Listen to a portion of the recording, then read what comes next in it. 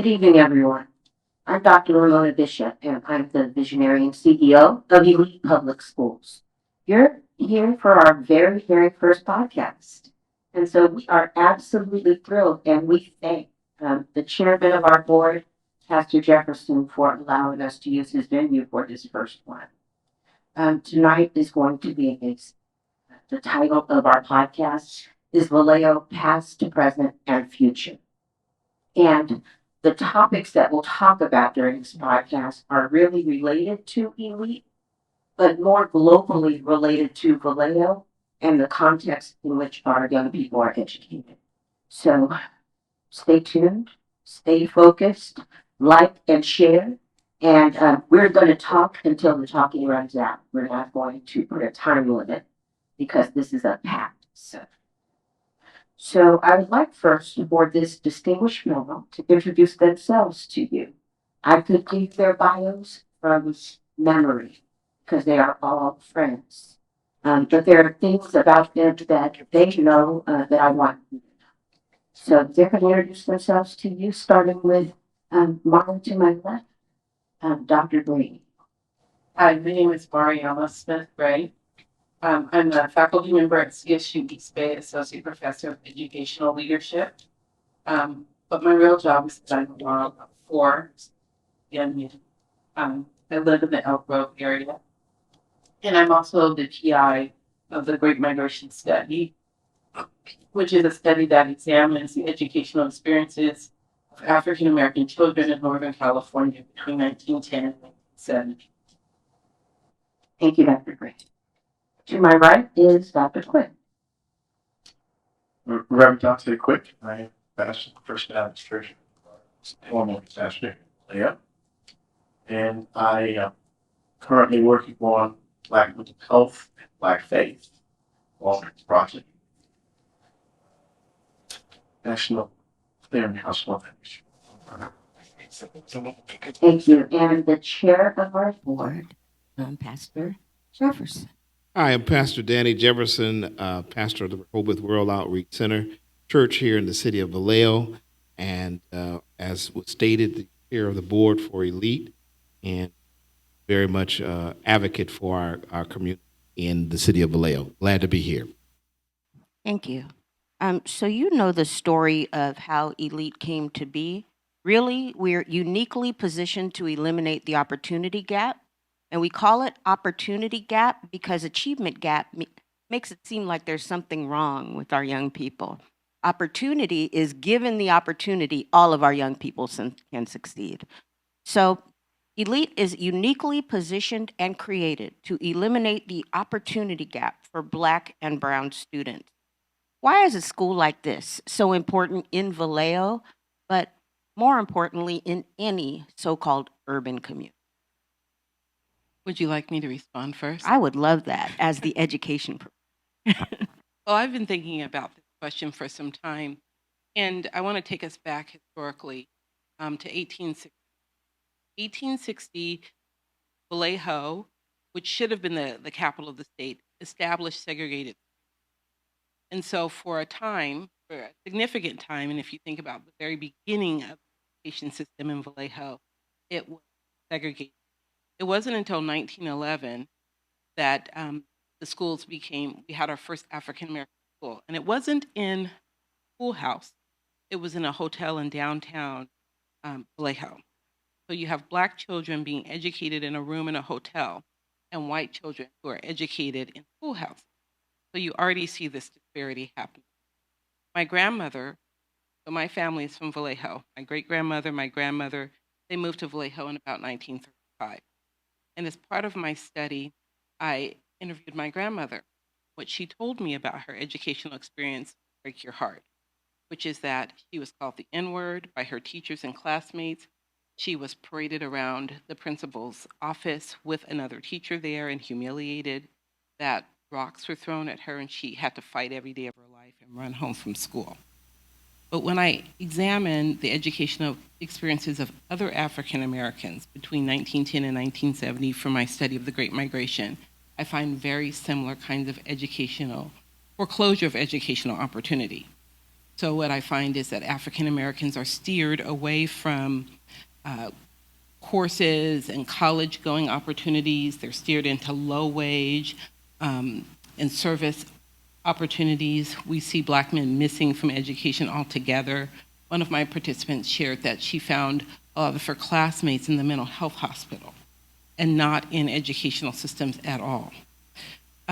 And then when you fast forward to the present day and you look at educational experiences and outcomes for Black and brown students, you start to see that this is a legacy of the city of Vallejo. We have high rates of suspension, high rates of absenteeism, high rates of dropout, and low rates of literacy and numeracy, which means our children are not having access to educational opportunity. They're not being given the opportunity to even see themselves as actual as appropriate for school, to freedom dream, as Bettina Love talks about, to think about who do I want to be when I grow up? What could I possibly do? What could I contribute to the society? And many of our students don't even know how much their families have contributed to this community in terms of the economic development of the community, the cultural development. So I wanted to share that to kind of launch us off, launch us into this broad conversation about education opportunity. Briefly, Black and brown children have never since the history of the founding of this city had access to equitable educational opportunity. You just dropped the mic. What can you say after that? You took us to school because with being indigenous to Vallejo, a native, I had never. Now we lived, but I had never heard that. But that was excellent. I'm so glad to hear that, and I'm sure our viewers, particularly those of us from Vallejo, gives us great context of where we are today. And it's a shame that in 2023 we're still in the same boat. We're still in the same situation where uh, one of the things I believe that elite does so well is gives identity, because our identity is connected to our performance. Um, if our identity is skewed, sometimes our performance follows who we think we are and what others say we are.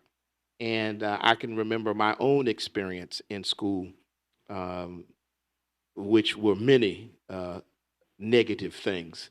But I remember them saying, "Well, you're not going to college. Maybe you just do something else or whatever." But my mother was a school teacher. She was about 5 feet tall. She was a powerhouse, small in stature, but tall in everything else. And she said, "Oh yes, absolutely. Everybody, you're a Daniels." That was her maiden name.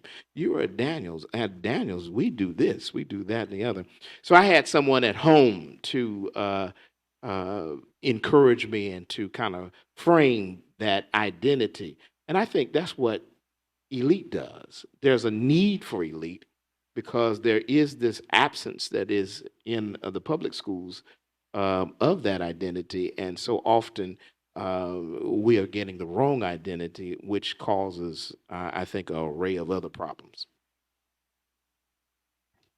Well, I think to work from a meta perspective, Vallejo, history of our nation, education, brought examples given.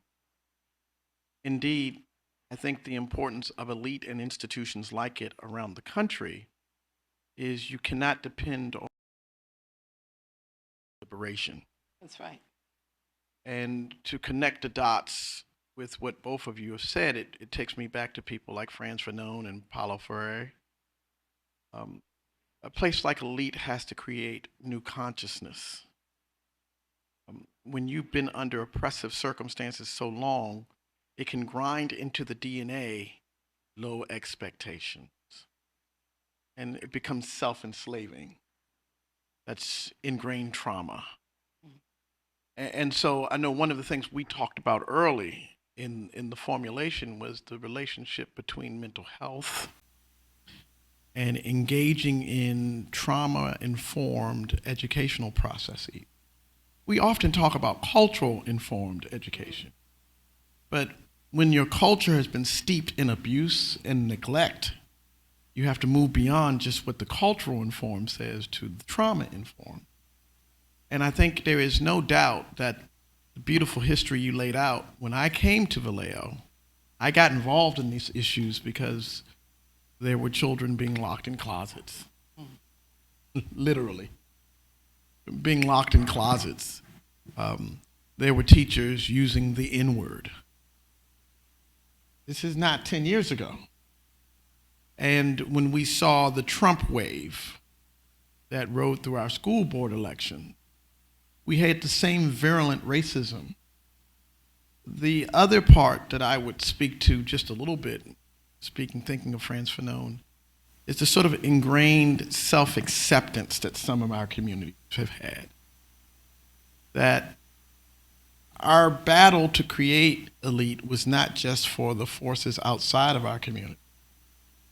There were some inside of our community who benefit from being facilitators, that their positions as prompt mediators help to maintain the status quo. And so there are times in which we have an internal conversation and an internal battle about what do our children deserve? And how do our children get what they deserve, lest we advocate? And when you have generation after generation that's been trained to stay in their place, someone like a Dr. Bishop or like a Pastor Jefferson, you need outside agitation. People with vision to see beyond what has been normalized. And I think that's the most painful part of not just what our city suffers, but of cities across the country, that we have normalized our condition.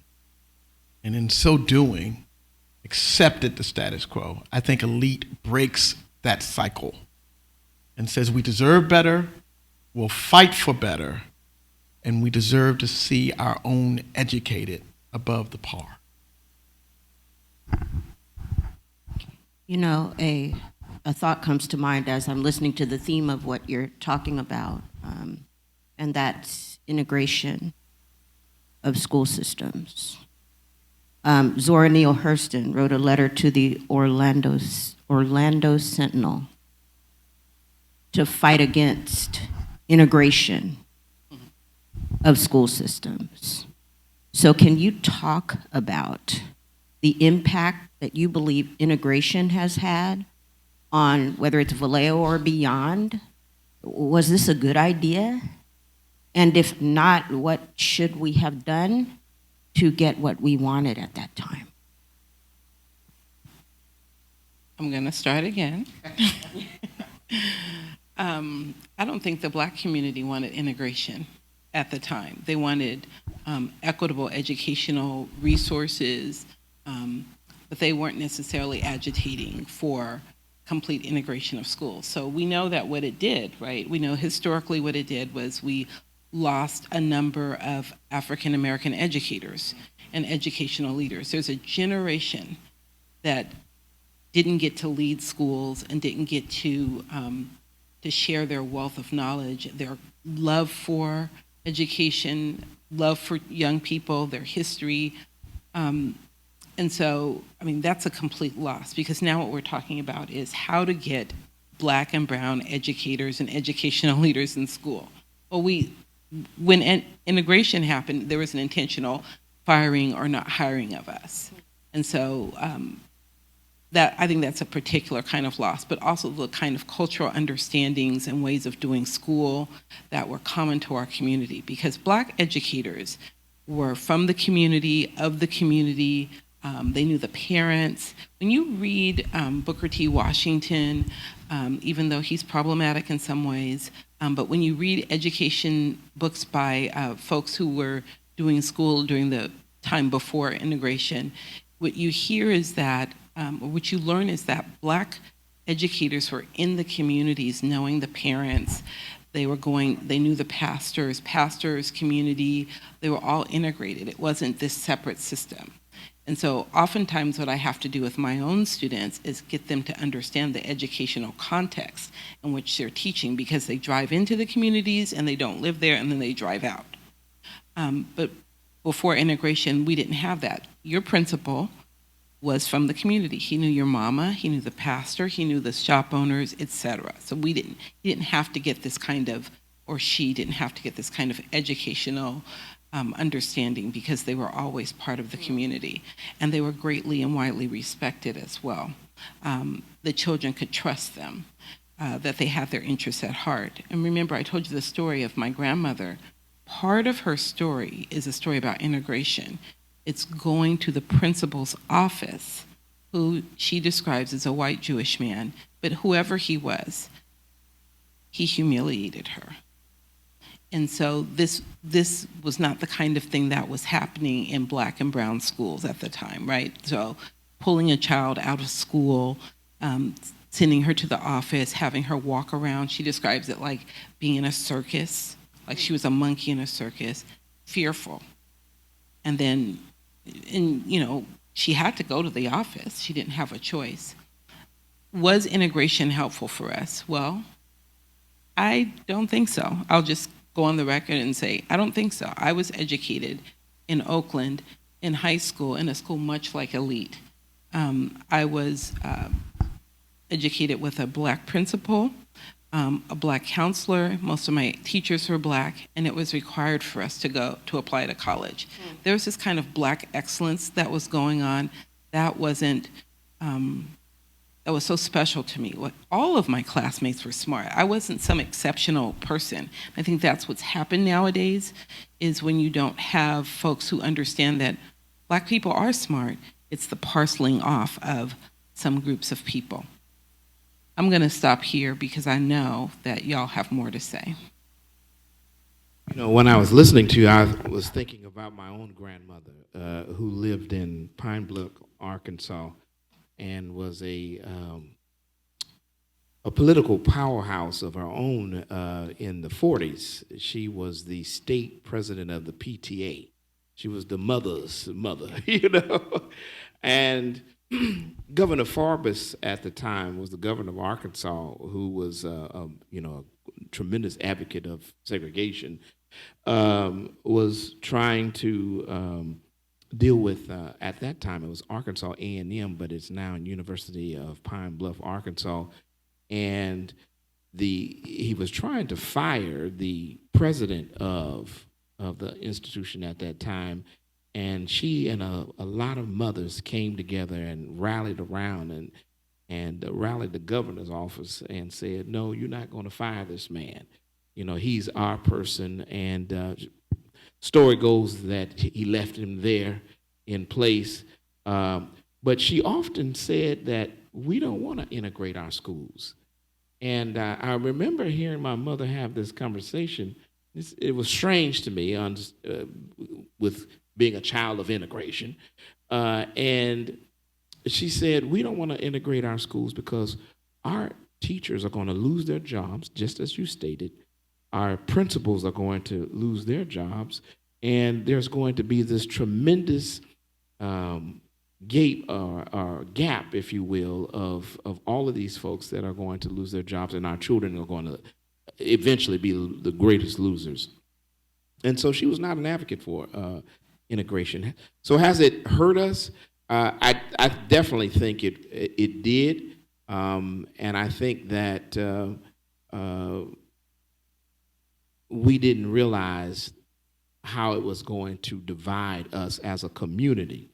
So now we're so divided as a community. When we were more together, we're now separated, and I think that separateness now, everybody's in the individual. We don't see ourselves as a collective as we once did when we were all together, every man for himself. So therefore, it's difficult to have a dynamic of unity to accomplish certain things, because it's about what will affect my home. We're not concerned about other people, and I think that mentality came out of integration, which has certainly hurt us as a people.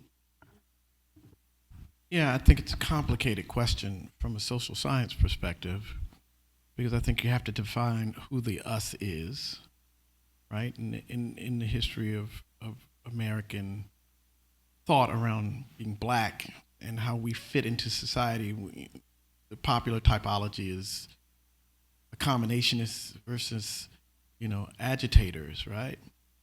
There were some who wanted segregation. Wanted integration, and that was typically along class lines. And I think we've seen it play out along class lines, right? And so many, like Dr. King, did not understand the class issues early on because he came from a very upper class background. Integration did not seem as odd to him. He had some exposure to folks already. Even his future wife at Boston University had already been in integrated spaces. So integration for them meant something different than, say, your grandmothers, who did not have access to resources and wealth. So we've got to go back to Du Bois and the difference between Du Bois and Booker T and how they thought black liberation looked, right?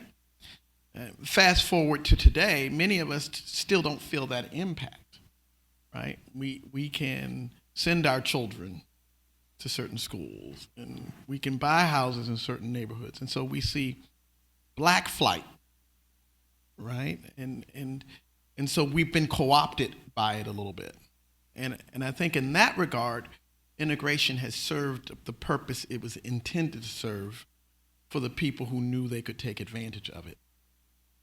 And I think we have to now look backwards and say to ourselves, who are the we now? Right? That even the we now looks different. And I struggle with this. When I look at where I sit, right, and my own ethical responsibilities to my community, what are the benefits I have versus the people I say I'm working to free? And what am I willing to sacrifice to be in those spaces? And all of you all know that it's one thing for us to do late night basketball and to be here from 9 to 2 a.m. every weekend and to go back to a safe and secure home. That's different than the kids we leave, and once we wave goodbye, they are steeped still in insecurity. And I think the problem with answering that question is, depending upon where we're located in our micro context, it's been good for some. For some, it works, right? But if we don't see ourselves as this collective, if we take on Western sensibility, then we're going to answer that question differently. And I take your point to be this. I'm never comfortable, and we've said this before, if I don't love the kid that doesn't have my child's advantages, then that kid could impact me more than I can imagine or understand. And so we surrendered our status. In our early community, teachers, pastors, and undertakers were the most influential people in the black community, right? If you were a teacher, you had social status. And as I say now, no offense to my brothers and sisters who are plumbers, we'll pay a plumber 3 times as much as we'll pay a person charged with educating our future. And we've got to examine our common value.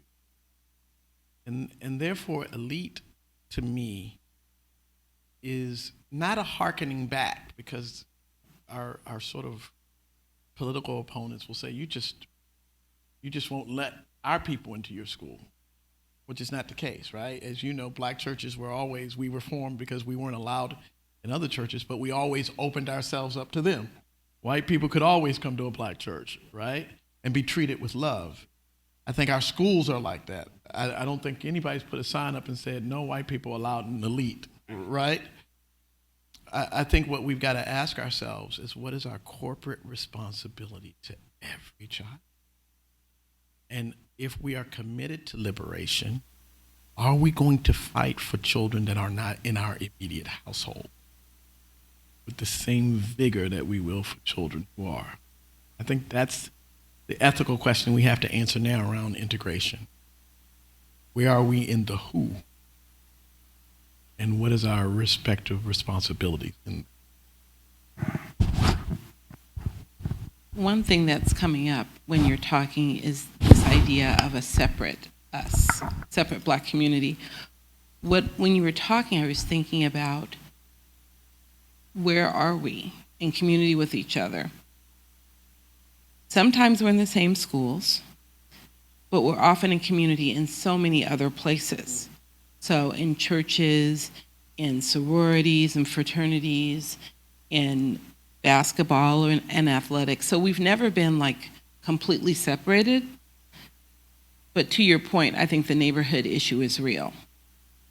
And so those who could have moved out of predominantly Black communities and have moved into more white and affluent communities.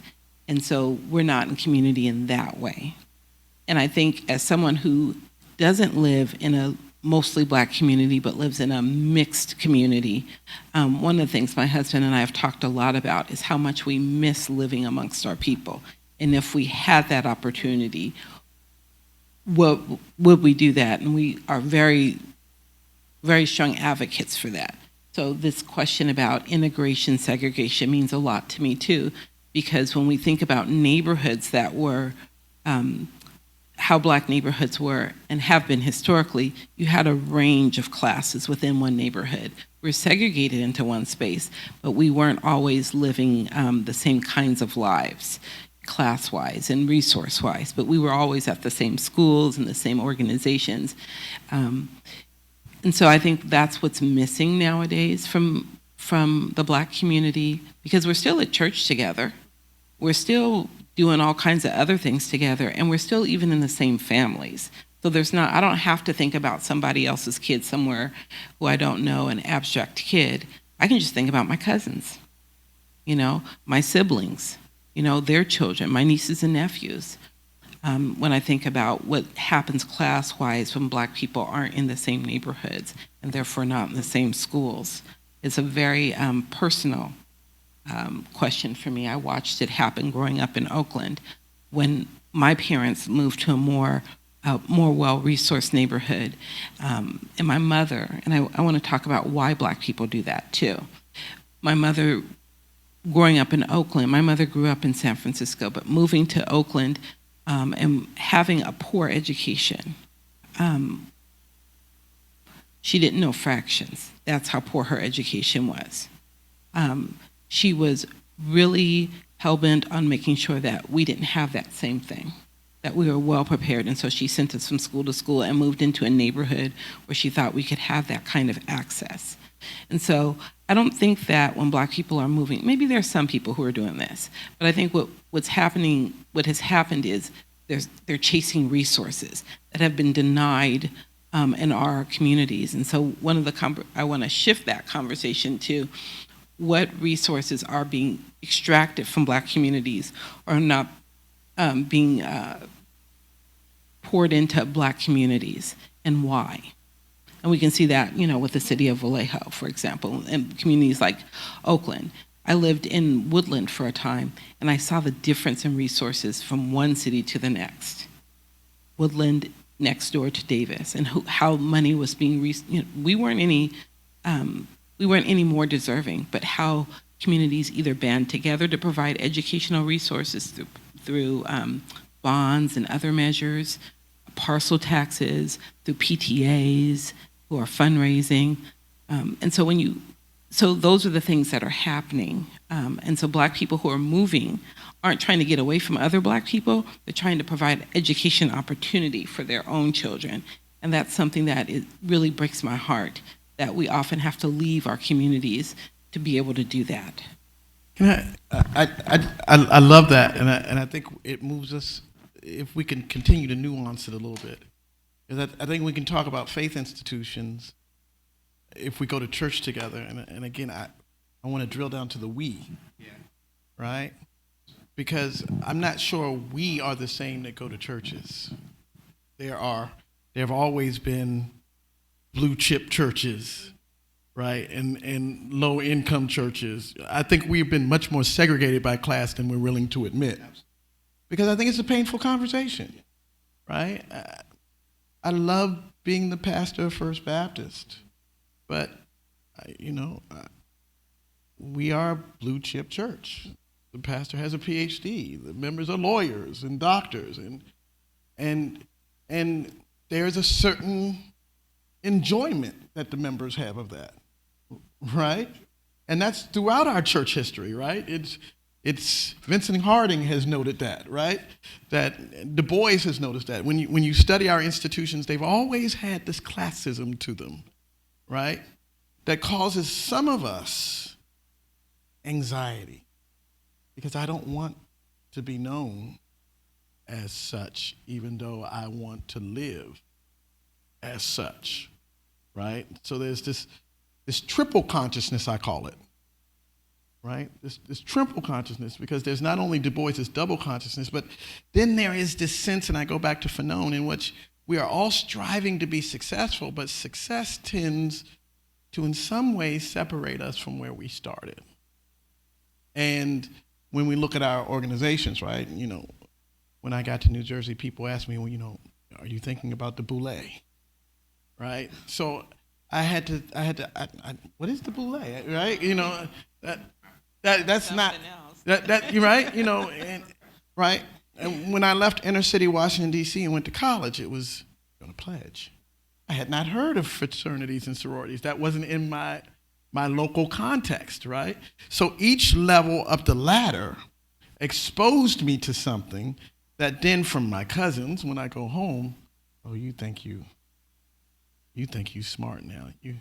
You're educated. So there's this sort of internal, and I want to, in our communities, there's things we don't say out loud, but we wrestle with, right? And I think part of what we have to do as it relates to mental health, and I'm going to keep going back to that, is in our institutions, whether we are in the upper class or middle class, because none of us are upper class. All of us are just 2 paychecks away from being put out of our house, right? We've got to ask ourselves, what does it mean to be happy and healthy? As an original question.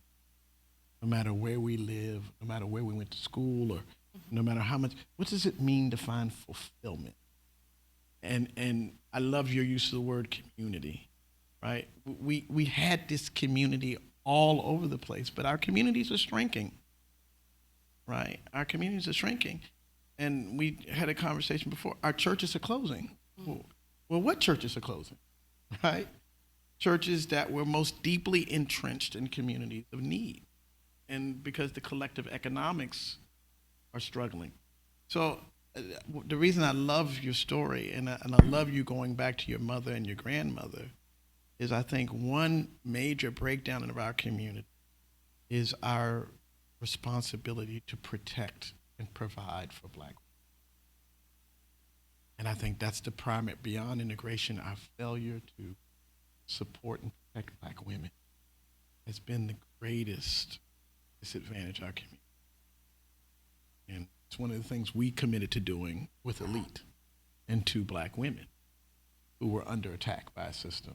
But I just wanted to add, as I was listening to you and thinking about Vallejo in particular, as a child of the 80s, that was when I graduated in 88, so I was at the end of the 80s. So as a child of the 80s, I think one aspect that we have not touched, a part of this integration is it was generational. So even in the 80s, I can think of the principals, the lawyers, and all of these other folks that you're talking about were still in the Black community. But they were the older generation. The older generation stayed. They didn't go to the hills. They didn't go to the suburbs. They didn't go to those other areas. But the children of those folks did. That would be our generation and beyond.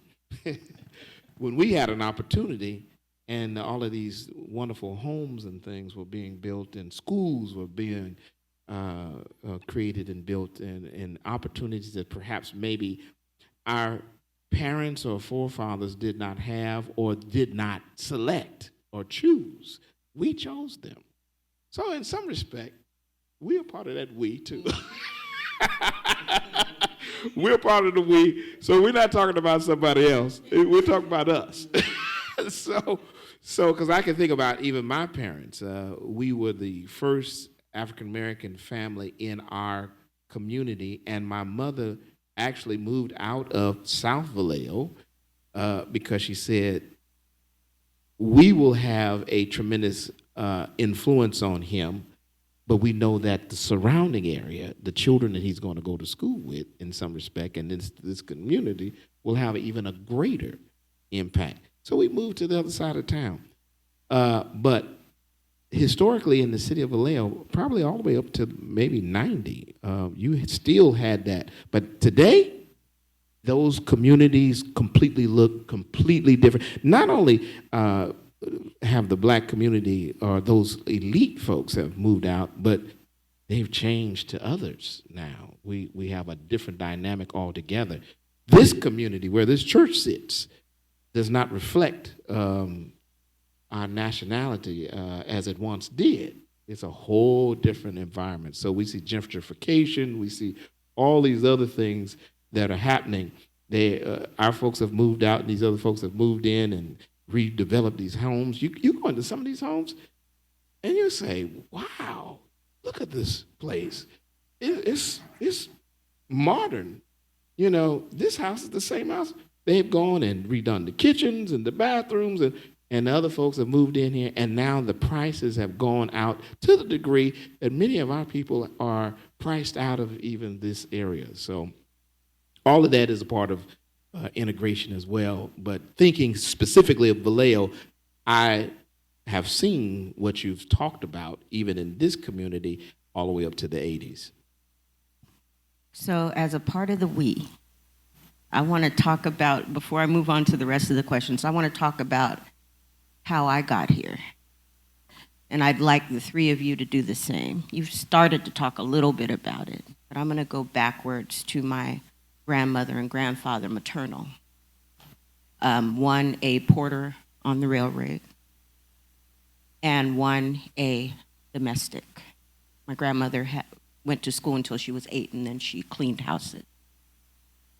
They had 5 children, my mother included. Every one of their children went to college. From no education to everyone educated. When it came to me, there was not a choice as to whether I was going to go to college. It was just, which college are you going to go to? You do that or you die. That's the choices you have. I remember my mother's decision to move from San Francisco. We lived in the Geneva Towers. They've been destroyed. To El Cerrito Hills. Why? Education. And then when it came to us, my family, we owned a home in Oakland. We moved to Sacramento, Round Junior High for my girls. Why? Education. And so I count myself as a part of the we, and I think it was interesting that you challenged us to think about this idea of, have you benefited from this system that has been created in our nation?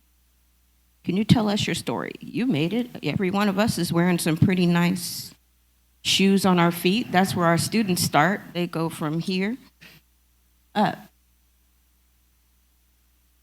Tell us your story. How did you make it? What was the pinnacle for you? Well, I'm a 4th generation Californian. My family's been here a long time. My 4th generation on my mom's side.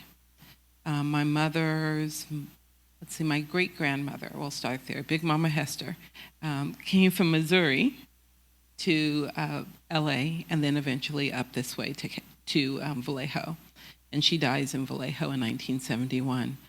I don't know how much education she had, but she was born in the 1800s. She cleaned. When I look up, I'm a hobbyist genealogist, and she worked for the Greyhound bus station. She's a custodian. But she also makes moonshine, if you know that story.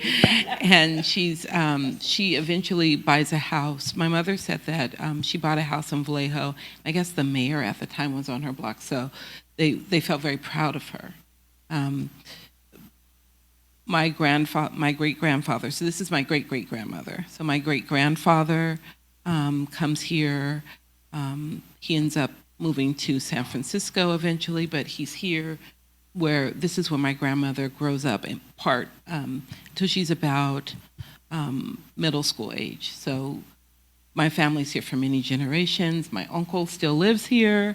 Got a bunch of cousins around the Vallejo, Fairfield area. I don't think anyone's in Vacaville, but general area. But my mother, because my grandmother eventually goes to high school in San Francisco, and my mother grows up in part in San Francisco and then Oakland.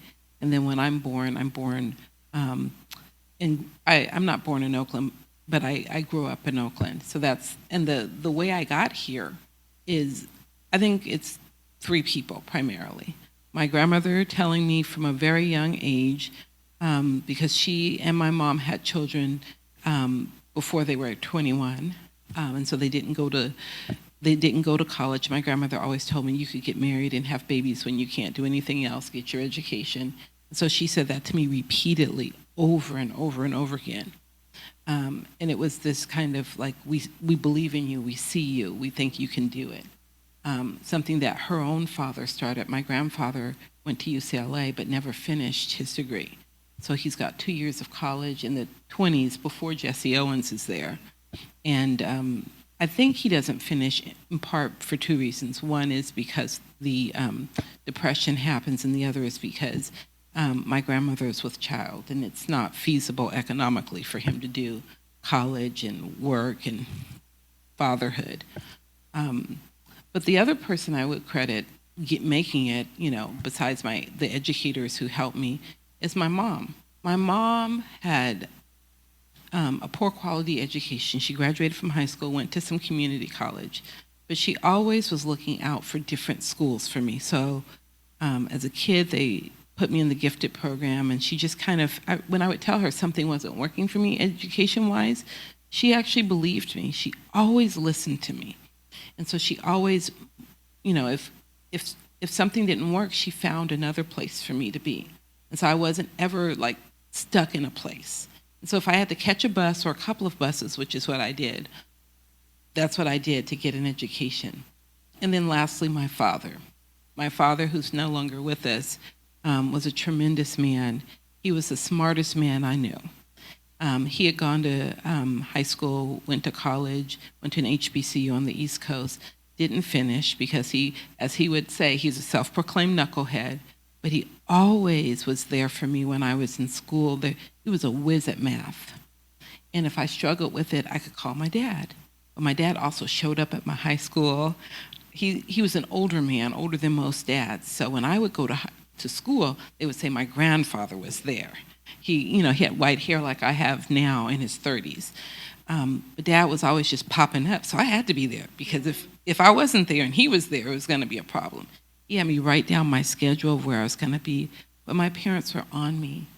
I had loving parents. My parents were divorced, but they were really pushed education. And then in my neighborhood, my across the street neighbor, remember we were talking about the 80s? I'm a child of school in the 80s too. I was like, we must be close to the same age. When I was doing research for the Great Migration Study, I started looking at my own experience with the Great Migration. So across the street from me, I'll never forget this man, Grady Leatherman, would give me my neighbor, Grady Leatherman, who's from Louisiana. I was surrounded by the Great Migration. On my block, in my schools, all the Black people were great migrants. And he would reward all the children on the block with money for grades. So if you got an A, he gave you money. It wasn't really the money, it was the pride. It was like, all these people believing in you community-wise. And so the other great migrants were my teachers. I told you I went to a kind of a charter school for high school. I realized when I looked through, my social studies teacher, Mr. Solomon Wheat, who's no longer with us, he was a great migrant. He was an example for us. I could name all of my teachers and educators, every one of them great migrants who shaped my life. That's how I'm here. It's, people sewing into me, and it's the thing I get to do as an educator at CSU East Bay. I get to sow into the future educators who then sow into the children and into the community. Well, I too am a child of the Great Migration. My father came in the 40s, as most people did during the war. Um, this West Coast was full of, naval shipyards, Air Force bases, and so on and so forth. And so that's how most African Americans came during the 40s. And so my father was in Arkansas, lived in Arkansas, and had challenges for employment.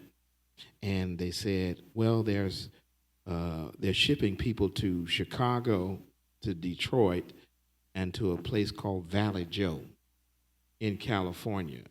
And they said, where do you want to go? He says, I think I'm going to go to Vallejo. I'm going to go to Vallejo. And he got on a train, didn't know anybody in California, as most people did who migrated to California. And the rest is history. My mother was teaching in Arkansas and wanted to go to UC Berkeley. I had two uncles here, and they said, why don't you come out to California and go to school at Berkeley? Education was free in those days. They didn't have no loans or anything like that. If you just wanted, if you could get in, you could get your education. And so she came out and started teaching at Portland Junior High School there in El Cerrito. And so I would say that she has been the major person who has influenced me. Like your story, there was no question about whether I was going to college. It was about where I was going to college. I grew up with cousins who were I was always the youngest person because my parents had me late in life. I relate to having older parents. My father was born in 1911, and my mother was born in 1924, somewhere like that. So you can imagine, they were much older. And in doing so, they definitely wanted to make sure. One of the things my mother would always say is you're Daniels, it goes back to identity, and we that are on the West Coast cannot allow the Southern folks who are doctors, lawyers, and everything else for you not to do what they're doing.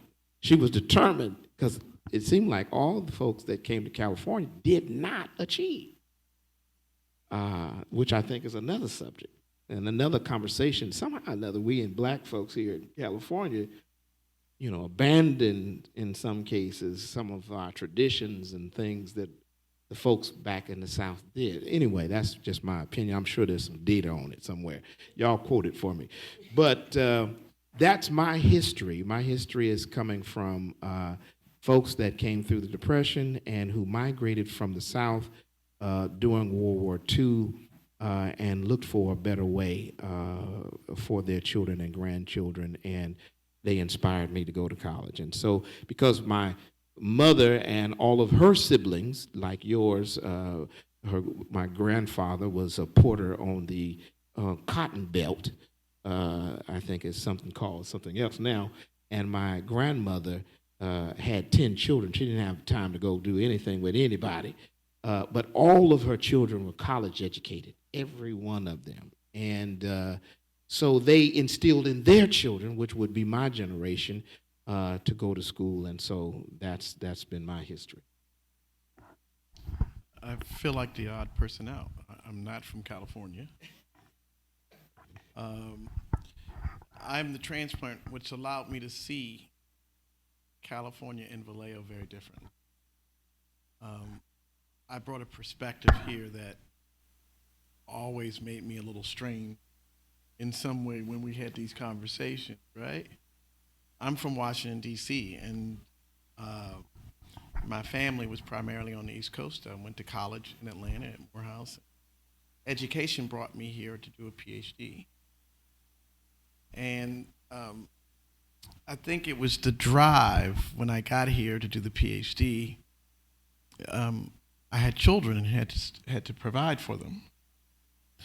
But because of my interest, I always ended up in communities that were trying to fight through something to get somewhere. My first church was in the Tenderloin, right, in San Francisco, right? And, that was an interesting challenge. And I've always felt this need to be in places like that because my grandmother cleaned the White House. And the person whom the movie The Butler was made after lived across the street from us. And so I was raised around these older working class people who were cleaning places to send us to school. And they would always tell us, you have a responsibility. You're going to school because you have to come back and take care of our people. And so that's always been in my head, right? That whether it was Princeton or Atlanta or Berkeley, I'm not doing this for me. I got to go back. And that drove me to Vallejo. And as you all know, made it very difficult to leave. I agonized over that because I loved the work we did here. It gave me life. Not just because my children could take advantage of it, but because, when we were doing late night basketball, I felt like we were keeping one of these kids from getting shot. That every time a police officer found out a kid's name, we were keeping that kid alive. And I could hear my grandparents, my grandfather drove a cab and everything was racist to him. He was a Washington Redskins fan, and if the referee made a bad call against the Redskins, it's because he was racist. And I'd be like, Granddad, he's black. He's like, he don't like himself. It was all about race. So I grew up in a race environment, right? And I was educated, right? I was educated. You are a race person.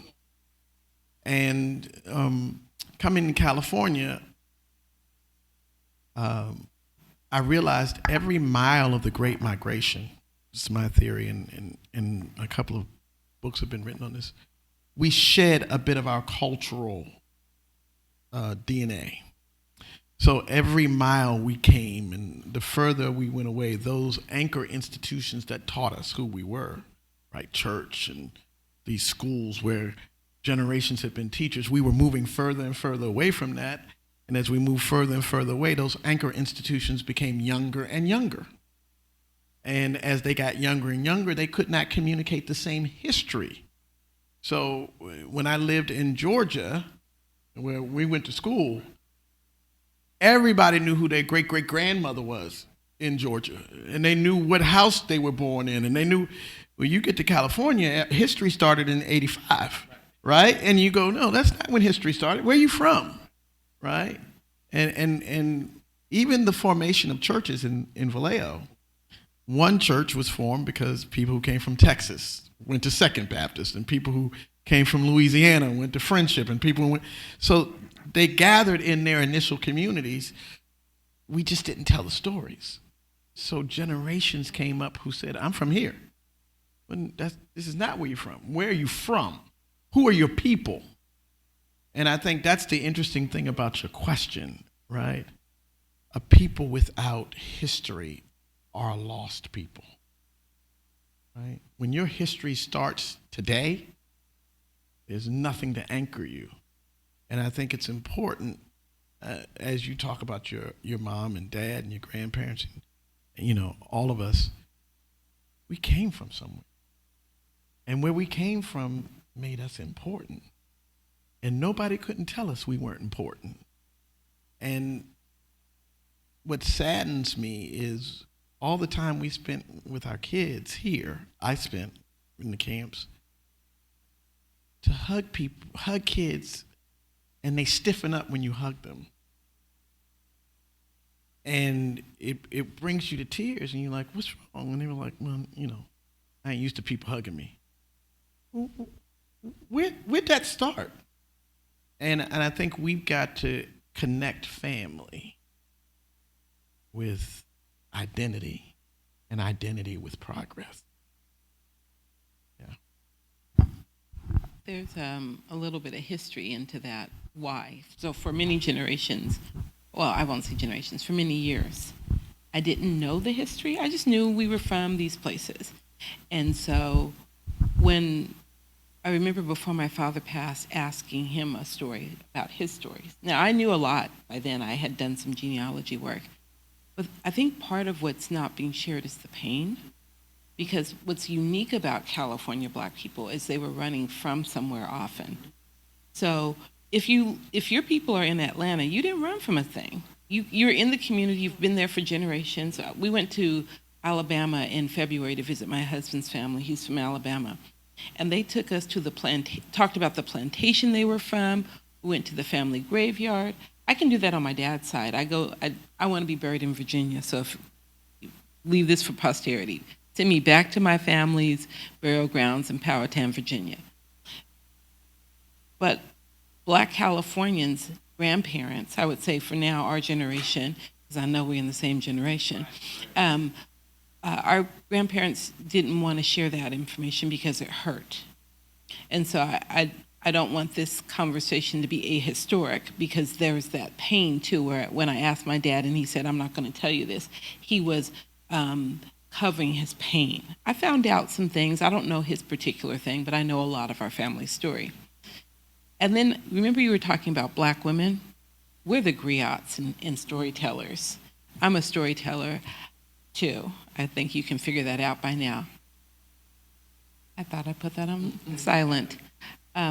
So in our tradition, we tell stories about our families. I know the history of Big Mama because my mother always told me that story. We didn't drill down to all the details, but there was certainly this piece of like Missouri, Sedalia, Missouri, Big Mama, and all her stories. My mother is terrific about that. She tells that Big Mama's been dead for 50 years, and we still hear her stories. I guess what I wanted to say about that is just to remember that there's a difference between us in California and us in the South, and that's the fleeing and the erasure of that pain. Because, our family escaped in the dead of night from Louisiana because, according to our family law, our grandfather got into it with a white man and fled for his life. He's not telling that whole story anymore. Because one, he's probably, he's not with us anymore, but likely he is, doesn't want to relive it, and then also isn't fully over that. So I think that's a special, unique thing about California Black people. And then I want to say another thing about cultural ways. I don't agree with the assessment that we don't know where we're from and that we've lost all of it. I grew up not realizing how Southern I was until I really looked into what the culture was. So I'm a mixture of Louisiana, Arkansas, Port Arthur, Texas. That's what my mother's family, we got the one Missouri, but that's not really what her family culture is. When I think about the food I ate, how they talked, all of these things, when I go back south, it's so familiar because it's what I grew up with. I am not a Southern woman, but I have so many of those ways still, because who raised me were people who were raised by Southern folks. I don't have the accent, but I have the you have the accent. Yeah. Well, your parents are from the South, right? I don't have it, but those other things are still with us. Even, you think about whenever we get together, and what were the restaurants we created out here? We had a bunch of Southern restaurants. We had Greens. We had all these things that are very similar to what you would have had you grown up there. When I study my great migrants, I went to one woman's house. In her backyard was a garden, and this is very consistent across all of the great migrants. They all have gardens because they're all growing their cultural food. And you see that for all the migrant groups. Any immigrant from anywhere in the world, they're going to look for their cultural foodways. They're going to, you talked about the churches that they created, churches for Louisiana and Texas and Arkansas, which are the three big communities here. So I just gently push back on that because I think that historical context is important when we think about what California Black is. I love the diversity of thought and the banter and the moving back and forth with ideas that we have here today. It is powerful. And to my students, I want to tell you, this is how you fight, right? You use your words to argue ideas. Don't let anybody make you think that you have to put your hands on someone to express yourself. Argue ideas, issues. I'm going to move to the actual questions because that was, I took us away from where we were going, but I think it lays a great foundation for what it is that we are going to talk about next. Each of you are parents, multiple children. What is the best lesson you've learned about the importance of partnerships between school and home? And can you provide an example?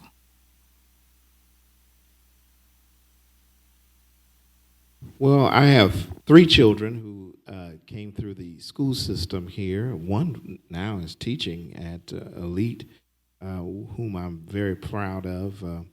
Also very proud of them being HBCU graduated and educated in Atlanta.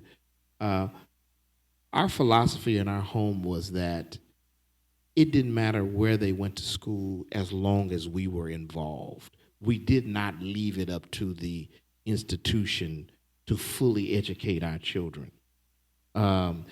And my wife and I decided that we would be very much invested and involved in their school from TK all the way up, which we were.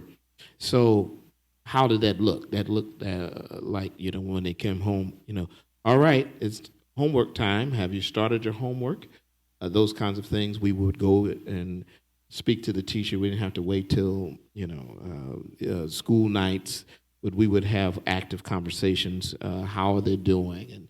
And even as a father, I would go. I remember having some conversations with teachers myself, making sure that everybody was straight and everybody was right. And so education is something that is hands-on. Parents have to do that. And so often they do that at elementary level. But by the time they are middle school or high school, they drop out, they disappear. But we stayed there to the very end with our children because we were interested in their development.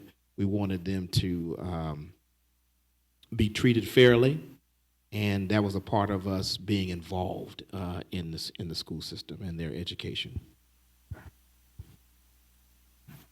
I think I echo everything that Pastor Jefferson said. I think the only thing I would add is I didn't think that the school was their primary point of education.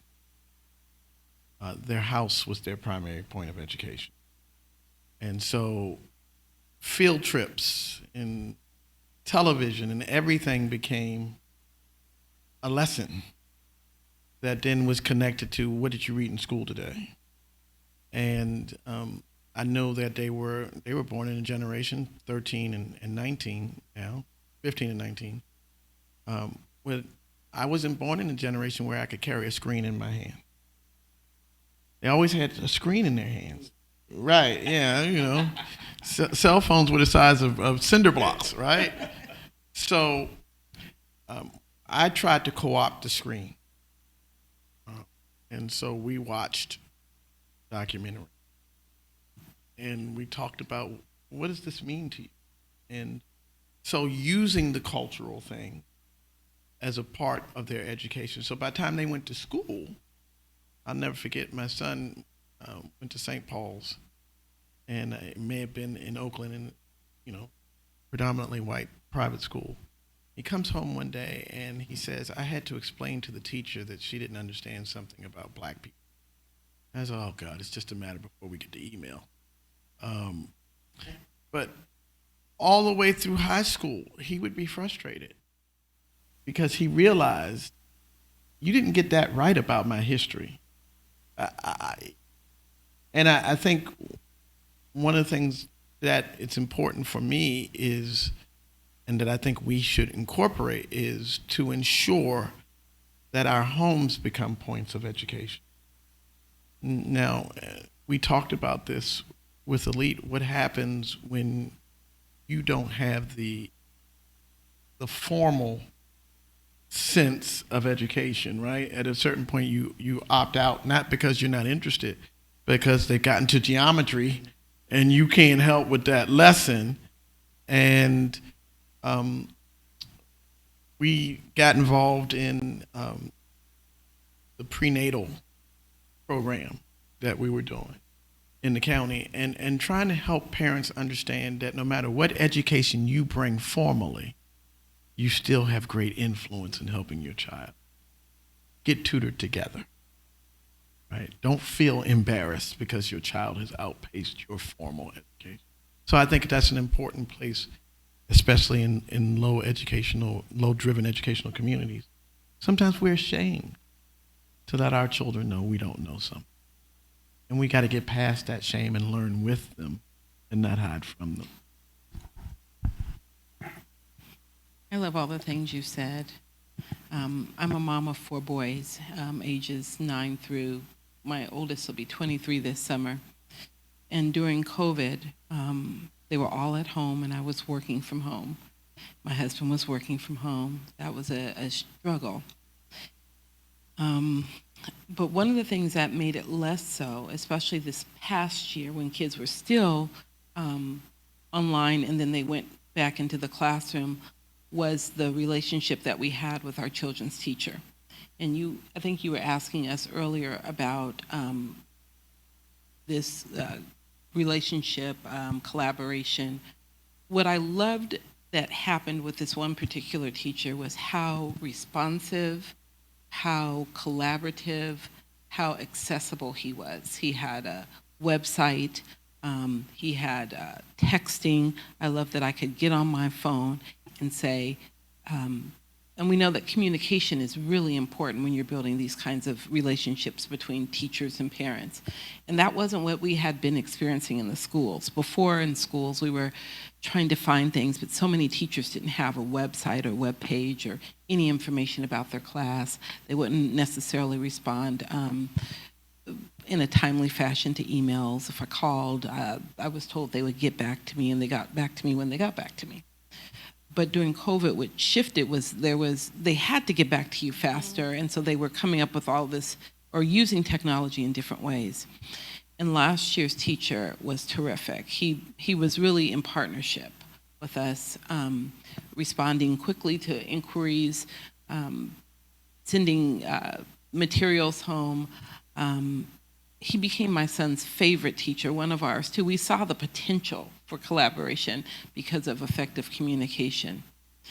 And like you, I also, because I'm an educator by profession and training, in the beginning of COVID, did a lot of supplementary education with my children, because what was happening was just insufficient. I had a kindergartner, and he was not going to sit in front of a screen. That just wasn't working. So we spent a lot of time as a family hiking, going to museums before they closed. I went to one of the last open museums, took a bunch of pictures, brought it home. We did art and stuff until it got to be too much for me to do. But we did spend a lot of our weekends out in nature as a family. We're doing that this coming weekend as well. Just kind of sitting down to dinner, just talking to folks. It doesn't matter if it's a single parent family, which is what I grew up in. I had divorced parents. They both sat us down, no television, nothing, just talking to us. Or if it's a 2-parent household, that quality time listening to your children, talking with them, the rides to and from school, all that matters. All that shapes who our children are. I'm really proud of my sons. They're outstanding young men. And all of your children, I've not met your children personally. I have to put my eyes on them. But I know your children, Pastor Jefferson, and yours, Dr. Quick, and just exceptional human beings. You've done a beautiful job. So now I'm going to dig in because we have grandparents and parents that taught us that racism matters, right? A lot of things have to do with race. And we're finding out more and more how much. Florida is what I want to talk about now. Their attempts to control what is taught and how it's taught in classrooms, and their attempts to erase blackness, black culture, affirming black spaces within their state. So I'd like to ask you a question about that. Do you agree that it is important to standardize and, if you will, control what our young people learn in school around blackness, black culture, through controlling the bibliographies of the classes that they're in? Should we control and ensure that every student gets just a standard, Americanized, if you will, curriculum? Or should there be affirming spaces for Black and brown students? What's going on in Florida, and what do you think? Is it the right thing to do? I'll start this conversation because I know you all will end it. This thing called the woke legislation is a spoof. It is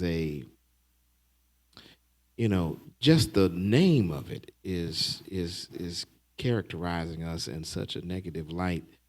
But I really believe that Florida is just indicative and a reflection of America. They have just codified it through legislation, but all of us, most of us, came from a kind of a whitewashed history, unless you had black teachers or black educators to tell you something different. To be honest with you, I learned more about black history in Atlanta in school, in college. I didn't know before the Mayflower. Said, what? There were black folks here before the Mayflower? Because in the school systems here in Vallejo, they didn't teach you that. You had no clue of that. So I think that that Florida is just a reflection of America. And we know that the governor, even though he is now declared a presidential candidate, is just playing from the Trump playbook. And that is to eliminate all of these cultural issues, cultural teachings and identifications throughout America. And it is a very serious thing. And I'll end with this. Next week, I'll be in Orlando, Florida, for a convention all week. One of the things that we have challenged the leadership of the organization, of my denomination, we can't afford to pour millions of dollars in their economy while this type of talk. Now, see, we negotiated these rates and all of this stuff prior to all of this becoming national, because post-COVID, all of these communities are trying to gain more people to come in. But now we can't, with good conscience, go and spend our dollar, our money in a place that is systematically trying to eliminate our culture and our identity. But I say that Florida is America. Florida is kind of like the white backlash, which always happens when there's black progress. Then there's a backlash that always occurs systematically We know that Obama, if there was no Obama, there probably would not have ever been a Trump. You know, all of these backlashes. Anytime we move forward, there's always this pushback to take us back further than what we were before. And I just see Florida again as America. So I think it's nothing new, but it's just so bold and brazen what he's doing. And but he's not the only one. Atlanta, Georgia, not just Atlanta, but Georgia itself is also, they did the same thing. They followed it. They followed the same type of legislation. So you have a lot of kickback in Georgia now where they're trying to eliminate black studies and black cultural things. So all the educators there are going crazy. They're going nuts. Tennessee, other states, Mississippi. Who wants to live in Mississippi? Anyway, all of these Texas, all of our red states, our southern states, are moving that way. And I think as a collective, it's the only way we're going to be able to fight this thing is that we've got to be a part of the political process, because we know that the politics is where the policies are, where they derive. And so it's important for us to get involved there, because if we don't advocate from that place, if we don't put the right people in place, in office, we're going to see more of this.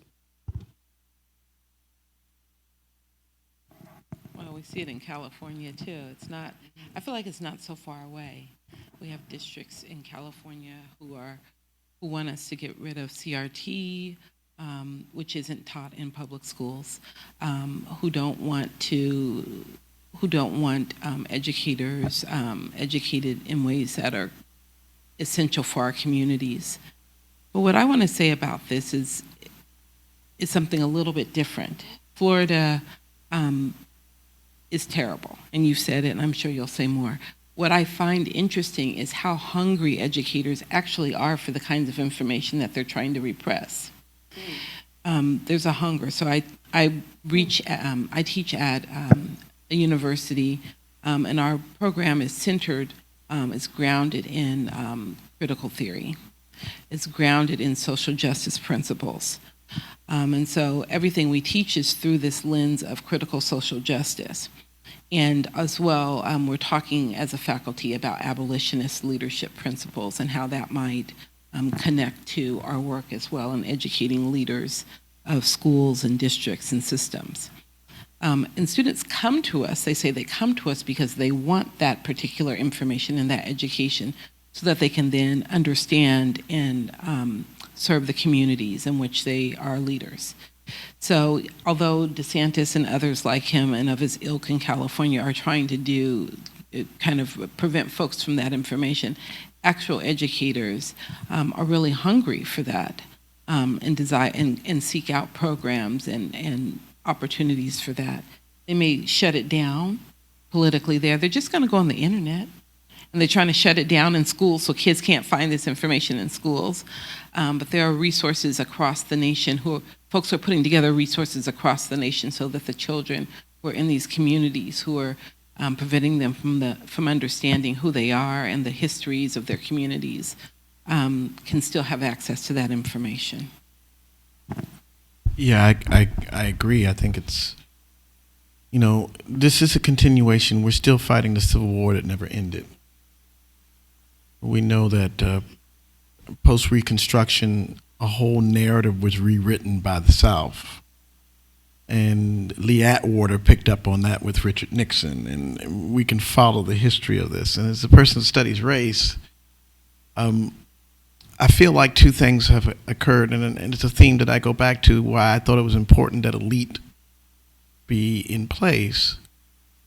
You can never rely on a people to educate you who benefit from your ignorance.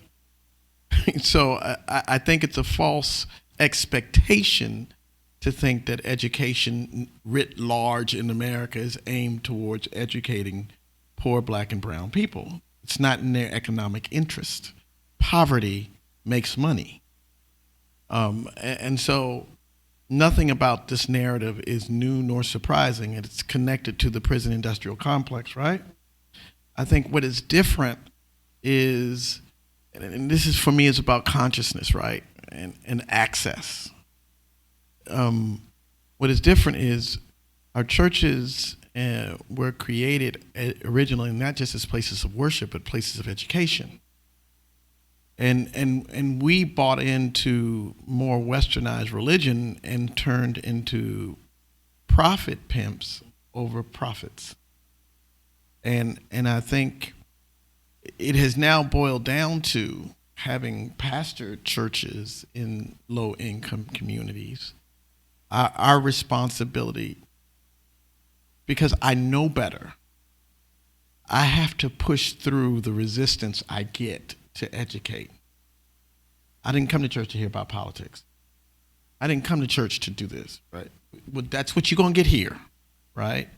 And I think maybe about 10 years ago, I did 7 or 8 years ago, I did a Bible study series in which we laid out 5 books that every black boy could read and 5 books that every black girl could read. And I taught bits of those books and encouraged my members to buy them. We've got to go back to self-educating ourselves because we can't take for granted what we know and what we're conscious of. We know from these children that we're working with every day, they have no consciousness of it, right? And to have, for me now, we have a freedom school. We no longer meet on Saturdays. We meet on Sundays. We no longer meet on Sundays. We meet on Saturdays. And I have 4 Ivy League professors that are teaching these freedom schools. The class today is by Professor Rupin, Black Women in the Bible.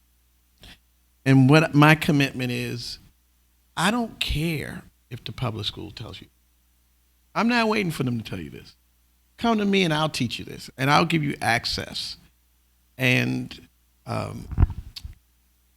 when I was at Princeton and I worked with Cornell West, the one challenge I had for him is, who has access to you? I'm privileged to have it, but the very people you talk about, do they have access to you? What would it look like for you to retire from Princeton and go teach at Howard or somewhere else? And that didn't look well on my paper. He didn't like that. But I think we've got to now go back to this question of segregation and integration. We've got to go back to communities that don't have access to us. That's what's important about what's going on here, right? That I could hear the history that you've laid out. That I may not be able to take your class, but now I've learned from you today. And it is free to everybody. I think the last thing I want to say about this is we still lag in internet access. And that became more exposed for me when COVID came and we all had to go online. And I had members who said, well, I can't watch that. I don't have a way to watch that, right? And particularly my older members. And I was surprised by how many households with kids, right? And we faced this in schools, right? It was no problem for my kids to switch online to school because we had internet. But anybody who has to pay Comcast or Xfinity and you got to pay that $120 a month for internet access and you don't have it, they got triply hurt in COVID, right? So there's a number of things from a civil rights perspective that we need to be fighting institutions about to provide for our folks who still are on the back end of a lot of these resources. I want to ask my next question, and it seemed like you may have had a thought. I think you may be able to fold it into this next question. And I was going to ask it a certain way, but I'm going to ask it differently through story. In high school, I came through at a time where there were stay 9. So if you were in stay 9, 1, 2, and 3, you tested in stay 9, 1, 2, and 3, which is the lower segment. You had classes together. If you tested in say 9, 4, 5, and 6, you had classes, those mid-range classes together. And if you were in the higher stay 9, 7 through 9, you had classes together. And so I ended up being, because I tested well, in AP classes, advanced placement classes. My mother really lamented the fact that I pulled myself out of those classes. Here's why I did it. Because none of the black teachers were teaching those classes, number one. Number two, because the curriculum content did not include my experiences, the history or the experiences of my people. I felt it, I knew it, so I pulled myself out. So I want to ask you, and let me do part 2 of that. I attended UC Berkeley, as many of you know. They have one of the premier African American studies departments in the world. And so it was then that I thought, oh, this is where I can be exposed to some of those individuals that write the book. I said, UC Berkeley does not hire the person that does not write an author and is known globally for these things. So Ishmael Reed was my mentor, is my mentor. But long story short, it is then when the light bulb went off for me that I thought school can make an impact on who I am. I'm reading more about my people. My parents did a great job, but I'm reading more about my people in school. So all that to ask you the question, when did the light bulb go off for you? I know that you had the pleasure of going to historically black colleges. You grew up in DC. When did the light bulb in school go off for you? And what did CRT or any curriculum or professor have to do with that? I don't think the light bulb was ever not on because I was getting those messages from my mother and from my grandmother and my father. And then because, like I said earlier, I was in the gifted program, it was kind of always an expectation. But what got me moving forward, I didn't go to an HBCU. I went to Stanford. I went to a PWI. But I sent my son to an HBCU. And I sent my oldest son to Howard. And my second son is very interested in Morehouse. So I'll be talking with y'all about that later. What I remember, one of the light bulbs in high school was when I went to this school that's now closed. Some schools are terrific, but they don't have lots of students. So these small schools, Oakland went through an economic downturn, and they have been trying to close our schools since the 80s, and they eventually did. But unfortunately, they don't look at the legacy of those graduates, because if they looked at the legacy of the graduates, they wouldn't have closed the school, because the graduates are now,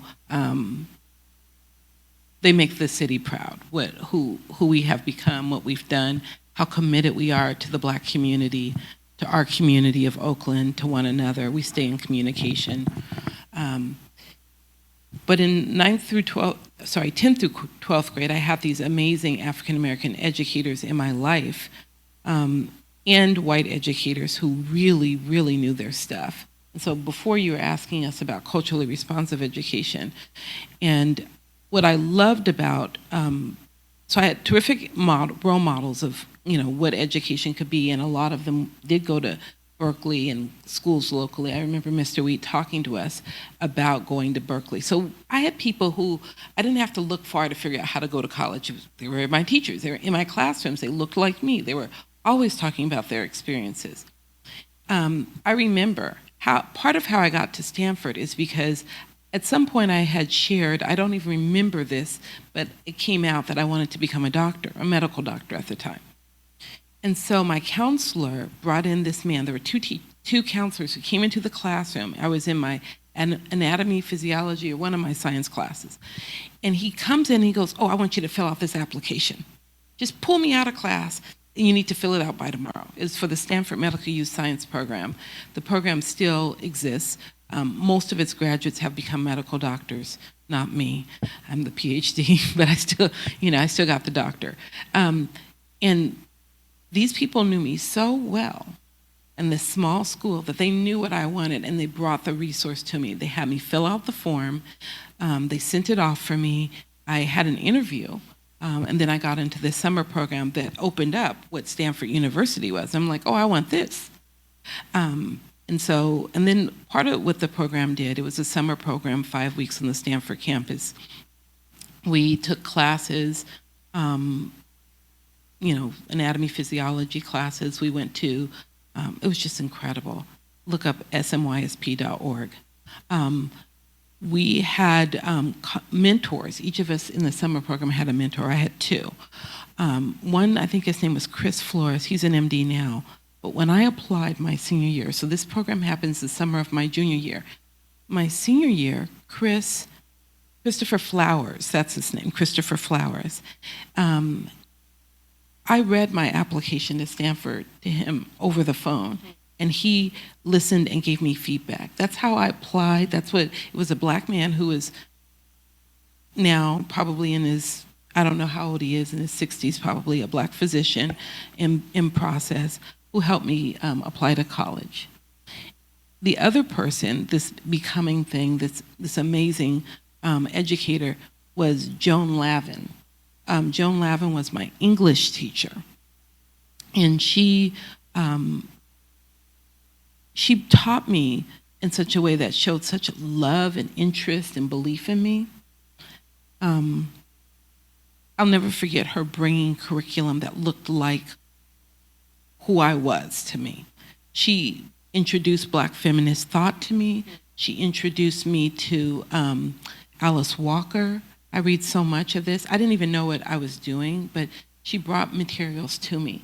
So the how you make it and going on to college and all of this, then it was never a thought, was because all these people were bringing resources to my doorstep. I didn't have to go to my counselor and ask, because my counselor came to me. I didn't have to figure out if I was college material, because the teachers were always talking about their college experiences as if we could do it too.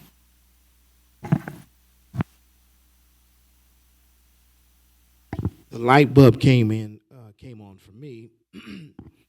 I started a program. When I say I started to attend a program that was originally an SAT prep program that turned in what was called at that time the Tanner Project, which today is called the Willie B. Atkins program.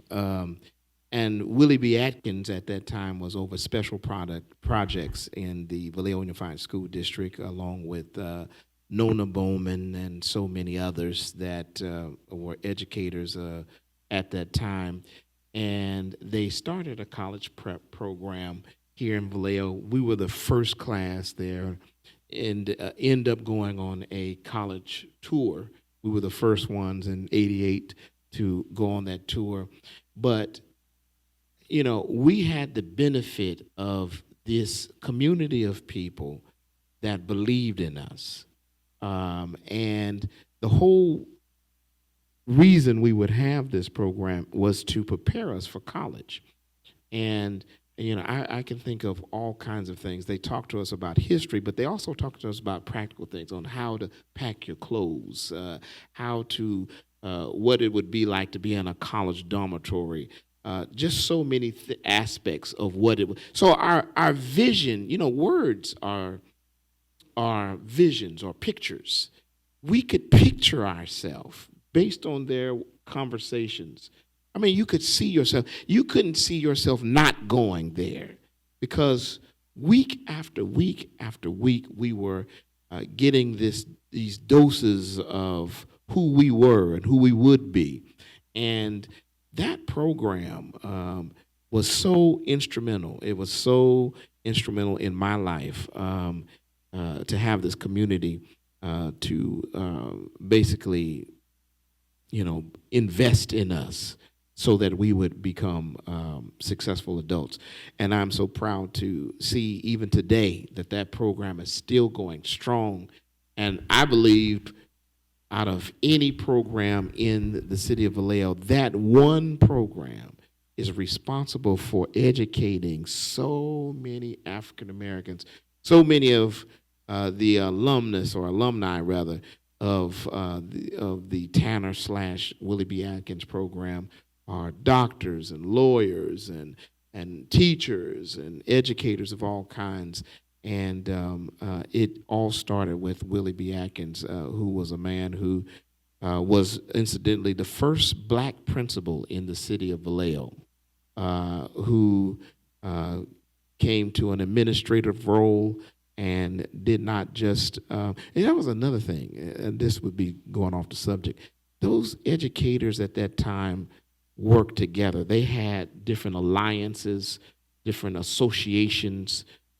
So whether they were, regardless to which school you went to, they would come together and synergize and figure out how they were going to help the test scores go up. I can remember a teacher of mine, my mother talking to a teacher at another school, a black teacher.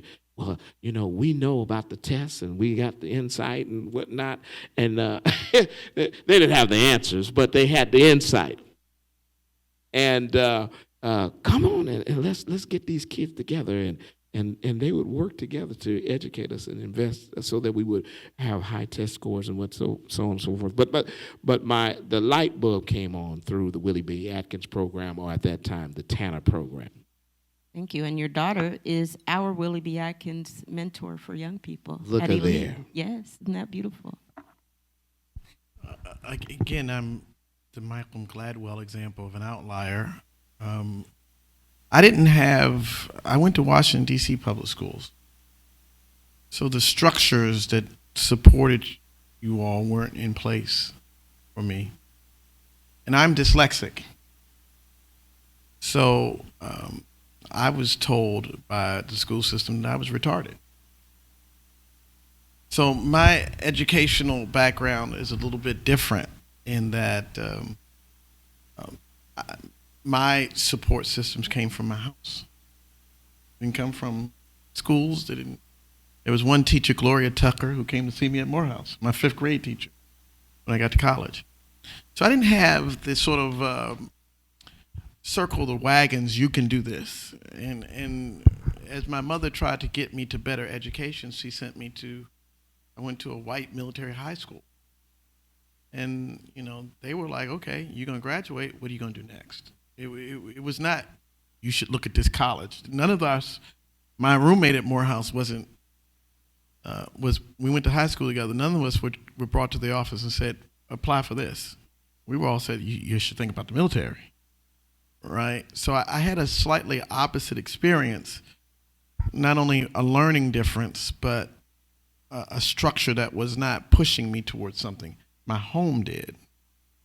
And I think my first glimpse of it is I ran for citywide office and was elected to youth council member at large and got mentored by Marion Barry, who began a PhD, I think, in chemistry. Incredibly smart man. And he exposed me to Harold Washington and Jesse Jackson. And I ended up in rooms with all these men who gave me this moment, right? My moment didn't come from schools. My moment came from walking with people who were like, yo, this is how you make a move. I guess my academic moment came when I got to Morehouse. And I had never been surrounded by this many black people who were this smart. I had, everywhere you looked, there was a black person and they were all the valedictorian in their class, and I'm sitting there like, yo, I barely got in, but, I'm here, right? I'm going to take remedial reading, and then, being in that environment was life-changing. And it wasn't just Morehouse. Everywhere you looked, Spelman and Clark and Morris Brown, and all the professors were black. And they all looked like you. And if you missed a class, I remember missing a class, and he came knocking on my door like, where were you this afternoon? And I was like, yo, are you serious right now? And that is why I'm so keen on us educating us. Right, and building institutions that see us Because if you don't have the tremendous gifts at home, somewhere there's got to be a place. What was it, Gabriella today? Right? It was Gabriella today at the brunch who was like, I bounced from school to school and nobody would let me have a voice. But when I got here, I found my voice. That's why this is so necessary for those of us who didn't have the other opportunities. I have 2 more questions for you all. This has been fascinating for me. I've learned so much. You're all friends, but I've learned so much today that I didn't know. So thank you. I'm a public school educator. People would think because we're now a charter school that I'm a charter school educator. No, I'm a public school educator, and there's some powerful educators in all systems doing extraordinary work. One of the benefits of a charter school is that you have an appointed board. So our board consists of people like Tasha Johnson, who's in the audience, just a leader in her own right in the community, will be a guest one day. Our board consists of professors, Vajra Watson, who is a friend of yours, who got early tenure or whatever it is. You speak that language, I don't, at Sac State. Our board consists of community people. You were a founding board member, Dr. Quick.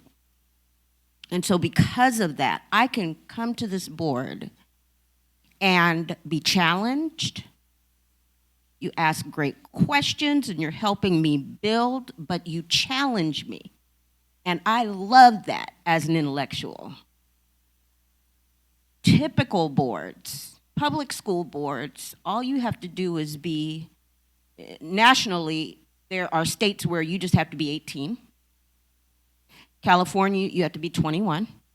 You don't need to have any education. You can just be a community person. I want to, run for school board. And so just talk to me about the politics of that, about the fact that anyone who is either 18 or 21 and breathing can run these multi-million, in some cases billion-dollar enterprises called public education systems. What do you think about when you think about that? And then I'll go into the last 2 questions. Well, my experience here, and I can say it because I don't live here any longer, so I'm real free, is everyone comes to a board with an agenda. In the elite board, you knew our agenda. We were all on common ground. I'm not sure if I bifurcate the qualifications based upon education in public systems of election as much as I do on intention. Public boards that are elected leave space for white supremacy to live openly and unabashed.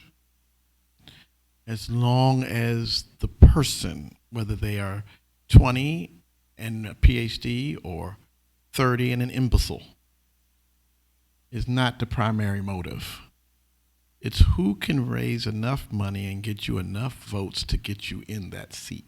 We know from Vallejo Public Schools that we had people in office who were not qualified to tie most shoes, but they were doing the bidding of other people because they were propped there. So I think the difficulties of a democratic republic, and it's a whole different conversation because I think we're misguiding and believing we live in a democracy. We don't. The difficulty in a democratic republic, such as ours, is it's not merit-based. It's oligarchy-driven. And that's why you can have a Harvard-trained law review scholar by the name of Barack Obama be questioned as legitimate or illegitimate by one of the most narcissistic and ignorant individuals created in America's soil, Donald Trump. The qualifications are not necessarily the issue. That's what we've learned as black people. You know, from a mental health standpoint, I argue we put so much pressure on ourselves. You got to be 5 times as smart as the person you're in the classroom. You know, it's well intentioned, but it can be very painful to have to represent a whole group of people everywhere you go, right? And to carry the weight of saying, I got to work to represent everybody that's come before me. We now see from psychological studies that that's a tremendous form of trauma in and of itself. But we were told to do that because then we might be accepted. And I think what we're discovering is that it's never been about how smart you are or how qualified you are. It has always been about how we navigate white supremacy. And I think the safety, I love Dr. Bishop. She's like a poker player. She has this ability to reduce herself almost to sucker you into making a bid you can't handle. You know, I'm not really an educator. You know, you all went to Stanford. I'm just a little public school teacher, right? Yeah, I love that, as if to make you feel good about yourself. We watched you in 2 different settings, and Pastor Jefferson can talk about this probably better than I can. We watched you try to negotiate a board with people who were not your intellectual peers. Their one drive was to keep black and brown students in their place. And I will never forget bringing 100 people to that boardroom one week. And an older white woman stood up to address you. And she kept saying, Ramona. Remember that? She kept saying Ramona. And people were like, Dr. Bishop. And she said, well, Ramona. And finally we had enough. And we shut the meeting down. She was not going to make another comment. She was supported by the white supremacists on that board. Some of them were educated. The last thing I'll say about agendas is we know here that you got to be careful about the agenda of people with brown skin. Because not all of them have a black liberation interest. They have an interest of staying in office and being the mediators of mediocrity between the larger white world and black people whom they're supposed to represent. So that the qualifications, even for us, are not black skin and I got an education. The Willie Lynch in them is still real. The self-hate. So I think if there is a distinction to be made between a public board and a charter board, it's the incredible privilege of being able to find people aligned with a common mission that are willing to make common sacrifices, right? So that our early board, you had PhDs in education and, black college graduates. We were all scrubbing bathroom floors to get that building ready. We were all painting walls to get that building because we had a common vision. So that's how I view that question. And I really can improve on that, because that really is the comparison and contrast between both boards. We saw how the other board operated so often, and it's so critical because whoever is over the board is about policy. They're policy makers. And our children are direct recipients of whatever decisions that they make. it also taught us that it was also important for us to be a part of the game. And that was to make sure that we also worked collectively to elect the right folks to sit in the right seats who would eventually make the policies for the children. But that became increasingly more difficult based on what you just said, because sometimes those of us that look like us were not really for us. They were for themselves. And uh, in a board like Elite, a private board, as you've already very well articulated, we had one mission. We wanted to make sure that this school not only existed, but that it thrived and that it not only met, but exceeded expectations. Uh, our only desire is to see these children educated in the best possible way that we could see that. None of us on this board had any political aspirations, because what we have found that many people in the public board, they really wasn't interested in the children. They were interested, it was a stepping stone. So I'll run for school board at this time and serve on the school board for maybe 1 or 2 terms. Then I'll run for city council. And then if I run then to mayor and so on and so forth. So it was they were rising on the backs of our children, which they had no concern about as much as their own political agendas. So it goes back to what you said. Agenda is really the difference, in my opinion, of the 2 different boards. I come from Oakland, so not Vallejo. But I was involved in leadership in my high school at the time, back in the day, in the 80s. And I grew up going to school board meetings, being a liaison to the superintendent's office, and then going to school board meetings for political purpose, to advocate for the continuance of my high school, because they were trying to close it. And we would do the sit-ins, and we would do the going up to speak and whatnot. And that gave me a terrific political education, because I saw how invested folks were in closing my high school because it was deemed too small. But what was happening was Black and brown children were getting wonderfully educated and doing well. And if you look at the alumni I said before, you're going to see some incredible things.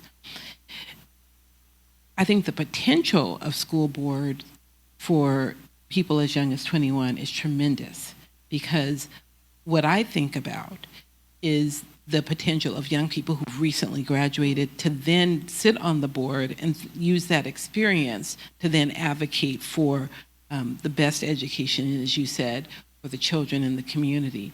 I think there's tremendous potential for them, and so I wouldn't want to see those that number increased, but I want to see us put some resources behind those young people we all know who exist in our communities, who have vision and commitment, to getting them into office, and then to kind of using school leadership and community.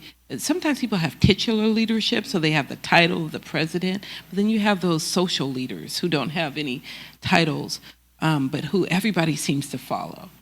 Those folks, I want them also sitting on the board with the folks who haven't been to school in 40 years and who don't really know and care about and don't understand the culture of and the challenges of the community. I want our young people on boards more often, and the parents who are who've had some challenging experiences with education. I can get into the history of Vallejo and just say, for example, the city owes the Black and brown members of the community an apology for how they've educated them and their children. And these folks would be well placed to sit on the board because they know through their experience what the problems are and then where the potential for great work is. Thank you. Again, we're coming to a close. This is a big question. So I'm going to ask you to meter your responses just time-wise, but it's still a big question. So if we have to go a little bit over time, then we will. Elite has secured a multi-million-dollar investment to purchase a high school in the downtown area, and we're in the final processes of all the approvals with the city, but the money is there. The check is written. We see this move as the beginning of the revitalization of downtown. I'd like to know your thoughts on the impact our high school can have, first on the downtown area and over time on the city at large.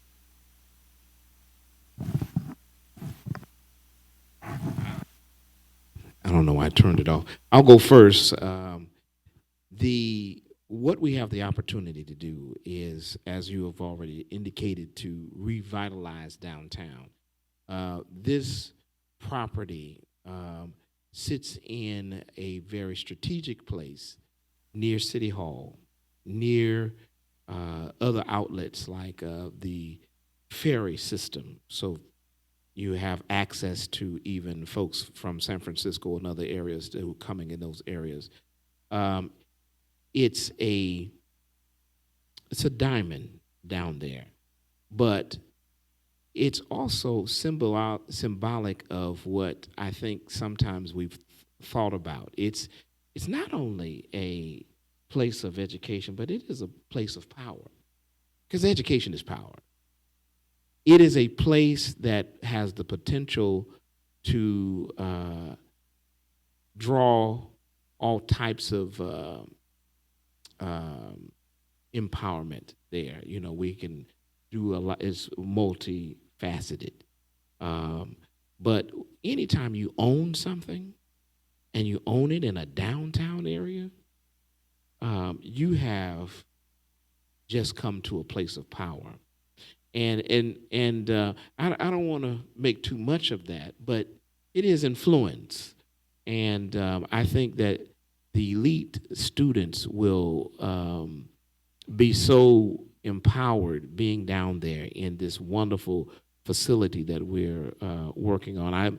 I'm so glad that we do have the finance to do it.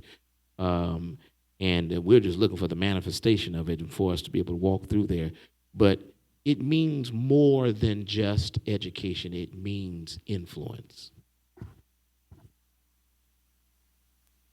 Uh, I think from a development perspective, um, anyone who has studied presidents of successful large institutions, or at least on the college and university level, recognize that they leverage public-private partnerships in revitalizing communities.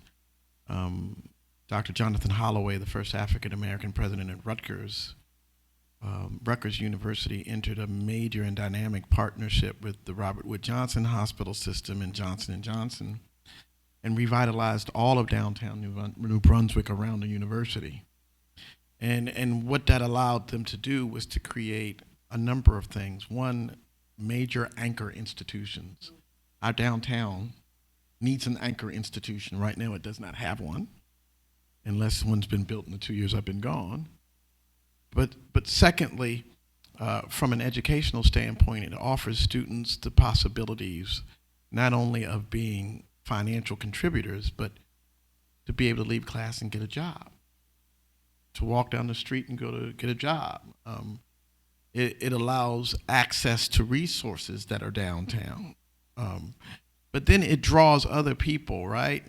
Having worked in community development, when I was a lobbyist for Atlanta Public Schools, what we realized is a major corporation is not going to come into a city where those children are not going to get educated. So if you want to attract Coke and IBM and Xerox, the first thing that their global executives are going to ask is, are our employees going to have access to world-class education, right? Because I'm not going to be able to recruit C-suite executives who can't send their kids to a good school. So that's second. I think third is not a point that needs to be understated here in our city. Development has been driven by personality rather than the dynamic possibilities that diversity brings in any development opportunity. Imagine an elite downtown with corporate partners who offer internships and all those types of things. So from a development standpoint, it makes absolute sense, and that would be the miracle, right?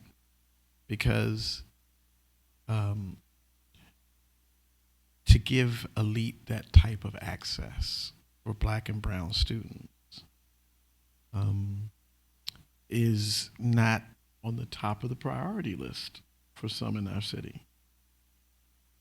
Which, as a closing statement, I just want to say my most deep appreciation and admiration for the two of you, for what is happening here, what the possibilities mean nationally in places where people for generations have been in institutions that have not served them well. This is liberation activity. This is what our great-grandparents dreamed about. And not only does it mean entering a system, it means co-opting a system. And it means a response to Audre Lorde's challenge. Can we use the master's tools to dismantle the master's house? And elite, I think, is a challenge to the negative answer that she gave to that question. And so I just want to honor you were doing this work long before I got here. Whether it's Osby Davis or anybody else, you have stuck your neck out for a lot of people to progress in this city. And I'm a great admirer of you for that, and appreciative that you opened yourself up to me to educate me. And I can't say enough about the underrated educator on my left. You know, I'm going to say this publicly every chance I get. Every major force in this city was aimed at breaking your will. Every major force. Angry because test scores were rising, angry because children were graduating, angry because expulsion rates were going down, angry because they were mad that grant money was coming. And took it away. But the effort to dehumanize you, to scandalize your name, to make you doubt yourself, would have broken a lot of people. You took that and gave birth to something that is graduating children tomorrow. So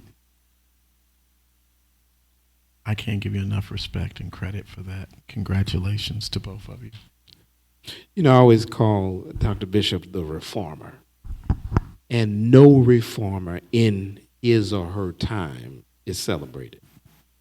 So often, unfortunately, it's after their passing. We don't want to wait till then. We celebrate you tonight for what is happening tomorrow. And so thank you for your resiliency and for hanging in there and your tenacity, and we are looking for a great day tomorrow.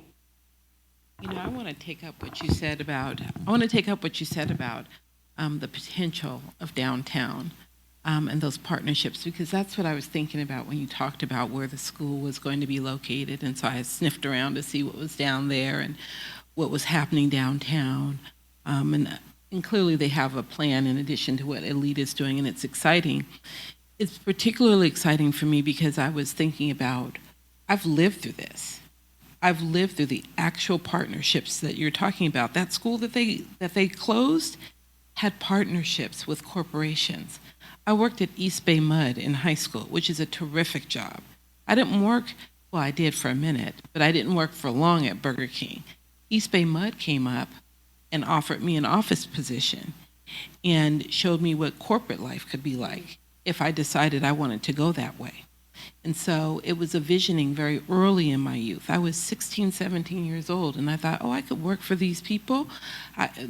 Again, people who had degrees, who were running divisions and whatnot, who wrote letters for me for college and scholarships and whatnot. These are all wonderful potentials for the young people of Vallejo and something they deserve. It would be a reparation, if we may, for these young people and their parents who've not had what access to these opportunities in the ways that they should have.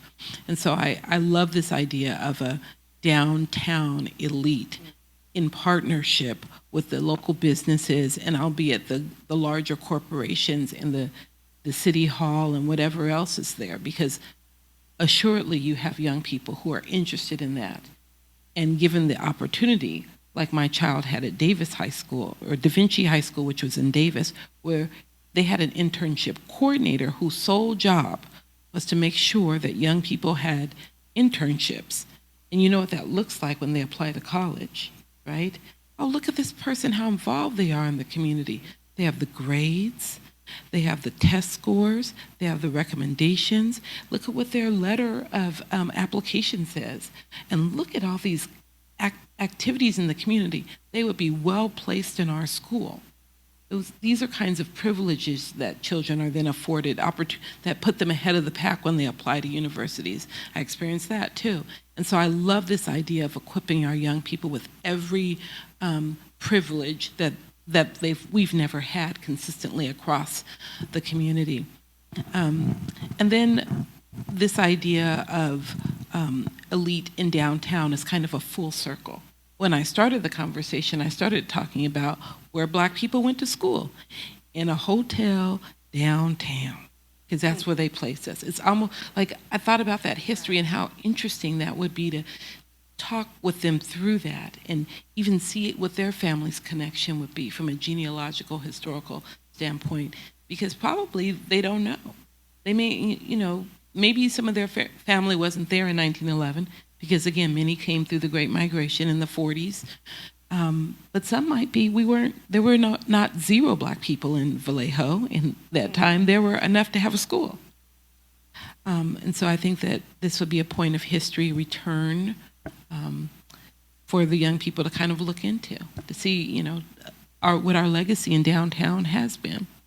And I celebrate them with you as well. I remember when you were in Vallejo as superintendent and coming in, and the time you took to meet with me and the time you took to introduce me to your cabinet. And I remember when Vajra said, you need to know her, you need to study her, and I couldn't because I had a study going. So it's such a delight to be in community with you. Thank you all for celebrating her the way you did. Closing question. This panel has been about, and thank you for all, means everything to me. This panel has been about Vallejo, past, present, and future. We graduate our first class, as you've indicated, tomorrow. Gabriela, amazing. Today she said at the brunch, I felt muted by school until I got to your school. And it's a place where everybody affirmed and cared about me. And Gabriela is on her way to being. She can be anything she wants to be. She wants to go to Berkeley, so we're going to make that happen. The other thing that's happening, going to public-private partnerships, is we've connected with a group called Inroads, and what they do is do early internships for young people that are going into whatever they want to go into, whether it's the Googles of the world. All of the major corporations come to this group for their interns, and they watch them from high school going through their bachelor's degree and out into the world. Inroads will pay for 40, I believe it's up to 40. It went from 20 to 40 in the last week of our young people to go to Georgia this summer. They don't have to pay a thing. And they're going to go to Morehouse. They're going to go to Spelman. So things like that are happening at Elite. As you think about Vallejo's past, its present, and its future through the work of Elite and through the work of any other powerful educator out there, what do you think about? What has been left unsaid today? And those are going to serve as your closing remark. When I think about it, I again, we go back to the context that you gave in the very beginning of 1911 and the struggle that black people had in Vallejo from that time and even beyond that time. One thing that some people don't know about the NAACP is that our chapters, our branch was one of the first branches. I believe it was 1908 was the founding, which was very important. And so the struggle was very early to have the need for NAACP in its kind of inception. To come to 2023, the struggle is still continuing. There is no end to the struggle. And this is something I think that every generation must understand. There is no arrival. There's no place that will ever arrive. I think that I'll be fighting, and I think that generations and generations, we're talking about the future, will continue that fight. But I think the difference is that they'll have an institution that they didn't have previously to do it in a different way and to come from a different framework. And I think that this genesis of this organization, of this institution, and the potential that it has for generations to come is unmeasurable. You can't quantify what it's going to do and how it's going to impact our community, but we can just know that the sky is the limit.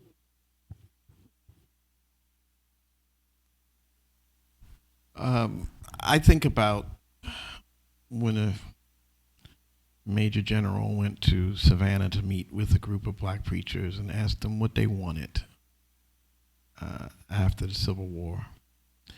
And the black preacher says, we want 40 acres and a mule.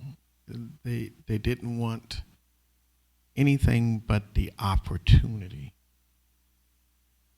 to succeed. And I think that's all people of color in our nation have ever asked for. We just want an opportunity to succeed.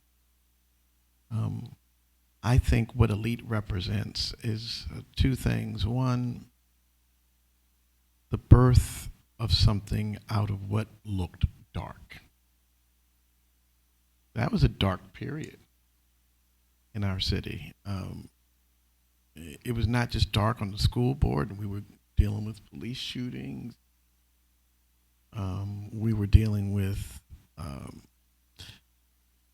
rapid poverty. It was dark in every aspect. And even in our political situation, we were in fights with Fairfield and the people who said they were Democrats, right? It was just, yeah, we were fighting everybody on every side. And we were also fighting within ourselves. Friendships were being fractured. And so out of that darkness, something rose. And I think the story of the beginning of Elite is very important to be told. And I really think there's a lot of synergy between the downtown research and the hotel and the reoccupation of that building. I think the connection between those 2 points ought to be accentuated. I am a believer, and I'm finding myself to be more Garveyan as I get older. I'm a believer that if you don't own it, you can't control it. And as we laid out today, it was the independent institutions in this city, you and other people, that didn't have to take folks' money, right? We could speak truth because our bill was going to get paid anyway. It made me think, the New York Times came and did an article, remember, and it was right before we got the first black chief. That was the fight we were doing. And I got a call after the article was published, and the reporter said, Dr. Quick, I do need to ask you a question. I said, okay. He says, we got an anonymous tip that you were on the police payroll. And I said, well, I don't know who told you that, but can you make sure they send my check to the right address, because I ain't got it yet. But it was a very important moment, because the suggestion was that it's impossible in the American context to be black and to be independent. You got to be bought by somebody, right? It's impossible to be educated and independent and fight for unless somebody owns you. And I said to this reporter, I said, you work for the New York Times. I'm sure you've already done this research. He said, yeah, I know there's nothing to it, but they wanted me to ask you.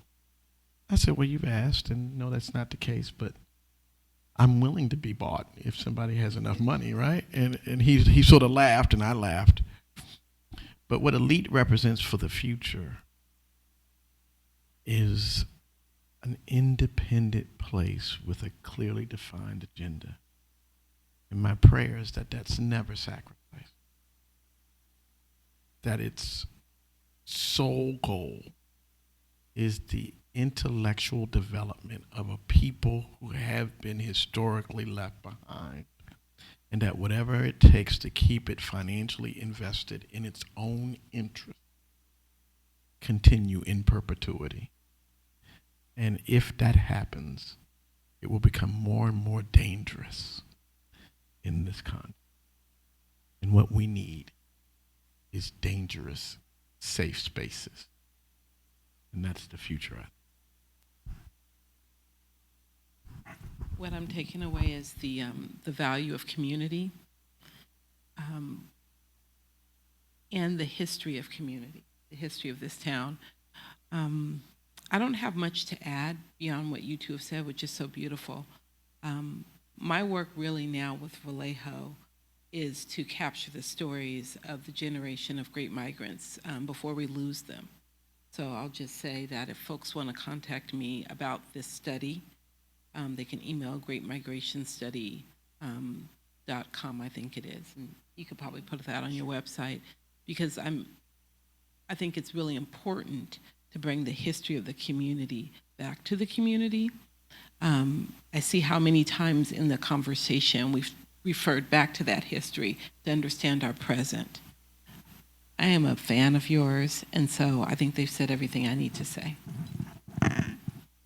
We want to thank each one of our amazing panelists. I'm sure that this is going to get so much attention because what you've lifted up and talked about is speaking to the heart and spirit and mind of a community organizer out there, or a parent out there, or an educator out there, or a preacher, or a superintendent, or someone out there is listening to you, and they've been inspired by you. And there are students listening too. So they have your stories as examples of pathways that they can follow toward their success. So I appreciate each one of you, friends. Thank you. Thank you to each one of you for listening to our Elite Public Schools' very first podcast. This will be one of many. We will do one per month when we open school after the summer. If you're interested in enrolling your students at Elite Public Schools, we are filling fast. Every year we add about 100 students and we cap it. We're at about 80, so you want to get your applications in quickly. ElitePublicSchools.org. I'm Dr. Ramona Bishop. Thank you so much for joining us, and we'll see you next time.